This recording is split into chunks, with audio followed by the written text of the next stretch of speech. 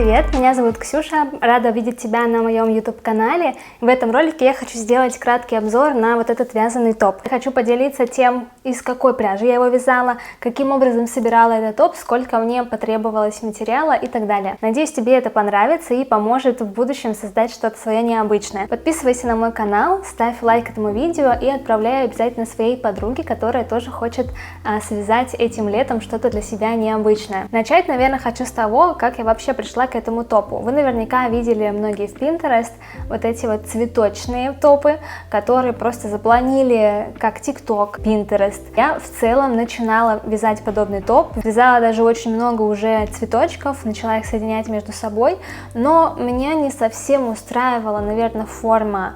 В принципе, цветка. Мне казалось, что это что-то чересчур, массово.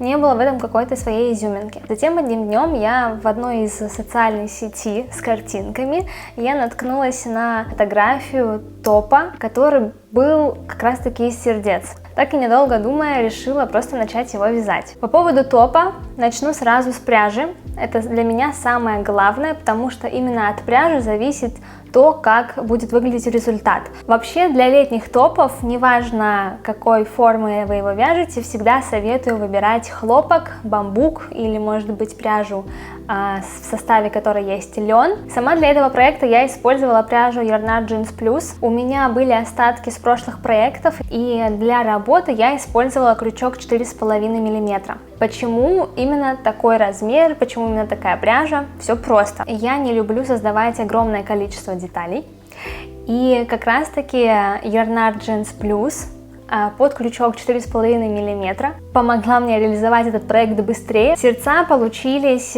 довольно-таки большие, то есть одно сердце у меня было 6 на 6 сантиметров, и мне потребовалось меньшее количество сердец для топа. То есть если вы возьмете любую другую бамбуковую или хлопковую пряжу, для которой обычно используют крючок 2 или 3 миллиметра, соответственно, ваш размер сердца одной детали будет меньше. Соответственно, вам нужно будет таких сердец связать намного больше. Почему, например, не подойдет сюда какая-нибудь пряжа Alize Lana Maxi? Да, крючок вы будете использовать 6 и больше миллиметров. Круто! Детали у вас получатся большими.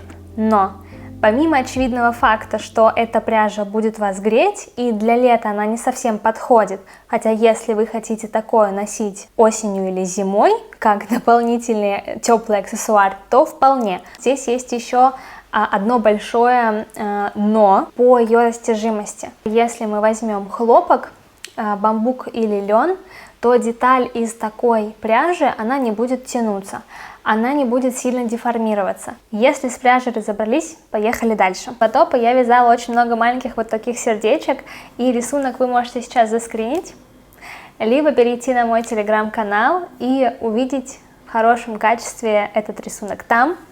А также я в своем телеграм-канале делюсь разными творческими процессами, и вы можете поучаствовать в обсуждениях и, может быть, увидеть раньше то, что выйдет на YouTube.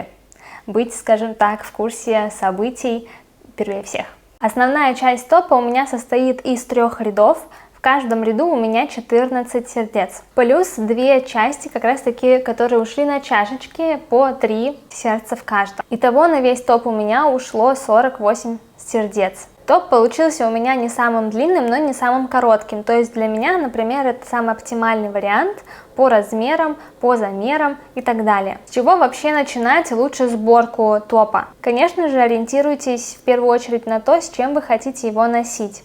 В моем случае он не сильно обтягивает, но и не оверсайз. То есть один из рядов, как раз таки первый в основе, в теле этого топа, у меня идет как раз таки по самой широкой части моего тела, это по объему груди. И уже затем я от него шла вниз и добавляла в конце уже вот эти детали чашечек. Вы можете чашечки не добавлять, а добавить сердца еще вот сюда, чтобы получить такую трапециевидную форму. Тоже интересно будет смотреться. По поводу того, как я соединяла все части между собой. Я старалась делать швы по самым выпирающим частям сердечка. Самая выпирающая часть сбоку сердца, самую верхушечку. И также я брала кончик, но не сам кончик, вот это вот, где, скажем так, острие, а чуть-чуть сбоку. Первые там 2 петелечки. Как я делала? Я заводила иголочкой. То есть я соединяла это обычной иглой, обычными нитками, которыми вы шьете. Вы можете взять нитки мулине. У нашего сердечка, так как я делала обвязку по краю сердечка, такие петелечки прям по краю, я заводила иголку как раз-таки в середину петли. И обычно для того, чтобы соединить, я захватывала 2 петли. И таким образом у меня нить, она пряталась между вот этими петлями, этими серединками. Соответственно, у меня не видно никаких узелков. У меня на моей внешней лицевой стороне, да и на изнаночной тоже, вообще не видно никакого шва, никаких ниток. Поэтому все выглядит очень аккуратно. Главное здесь просто ваше терпение, потому что это действительно занимает время, занимает ваши усидчивости. И здесь нужно просто прям включить какой-то классный фильм, и не один, или сериал, и наслаждаться просмотром сериала под сборку всех сердец. Самое последнее, с чем я немножечко помучилась, это когда я делала обвязку по кругу своего топа. В целом можно было оставить по одной лямочке, то есть соединить либо с середины сердца у вершинки и соединить это со спинкой, с любым сердечком. Но мне хотелось также сделать вот такую обвязку, как вы видите. Мне показалось, что у девушки, у которой я вдохновилась этим топом, у нее немножечко края, они топорщились, и мне не совсем это нравилось. Поэтому по верхнему кругу, по верхней части я хотела сделать обводку, которая как раз-таки дала бы какую-то устойчивость моему топу. И здесь я просто провязала обычными воздушными петлями, соединяла соединительными петлями с сердцем мои воздушные петли и просто уводила назад. Здесь достаточно все просто, я как будто бы даже делала это непрерывно. Вы можете с этим не заморачиваться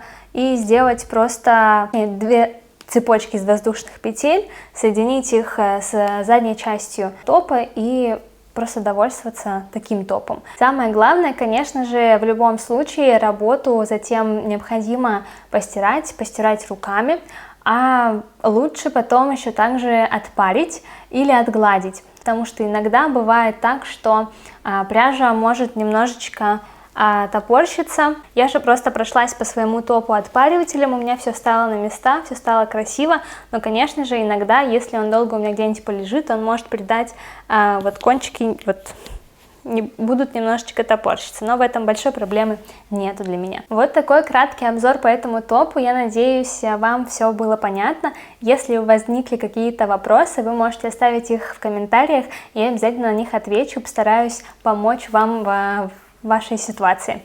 На этом у меня все. Ставьте лайк, если вам понравилось это видео. Отправляйте своим друзьям, если они тоже очень любят творчество. И до новых встреч. Пока-пока.